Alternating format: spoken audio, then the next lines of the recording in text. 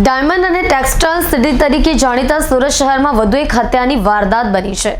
લંબાયત નીલગિરી પાસે આવેલા એક ખુલ્લા પ્લોટમાં મહિલાના હત્યા કરાયેલી હાલતમાં લાશ મળી આવી હતી, જેને લઈને શહેર પોલીસ દોડતી થઈ ગઈ હતી। સુરતમાં હત્યાનો સિલસિલો યથાવત છે। વધુ એક હત્યાનો મામલો લંબાયત વિસ્તારમાં નીલગિરી પાસે આવેલા એક ખુલ્લા પ્લોટમાં મહિલાના માથાના ભાગે ગંભીર ઈજા પહોંચાડી હત્યા કરેલી લાશ મળી આવી હતી, જેને લઈને શહેર પોલીસ દોડતી થઈ ગઈ છે। શહેરમાં હત્યા જેવા ગંભીર બનાવો હવે સામાન્ય બની રહ્યા છે, જેને અટકાવવા માટે શહેર પોલીસે કડક કાર્યવાહી કરવા છતાં પણ હત્યાનો સિલસિલો અટકતો નથી।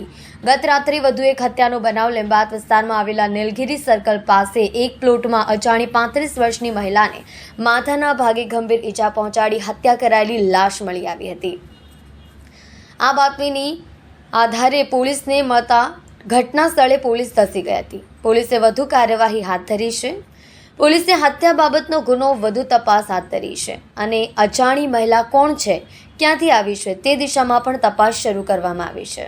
આજે સવારે આ લિંબાયત પોસ્ટ વિસ્તારના નીલગિરી ગ્રાઉન્ડ પાસે એક ક્રિકેટનું મેદાન જેવું છે, ત્યાં ગાડી એક અજાણી સ્ત્રીની આવી રીતે ડેડ બોડી મળી આવેલી, જેમને જોતા એના નાક ઉપર, કાન ઉપર તેમજ કપાળના ભાગે ઈજાઓ થયેલી છે અને આ બાબતે તાત્કાલિક પોલીસે પહોંચી જઈ અને સ્મીમેરમાં મોકલી આપેલા અને એમના માટે તપાસ પણ હજુ ચાલુ છે।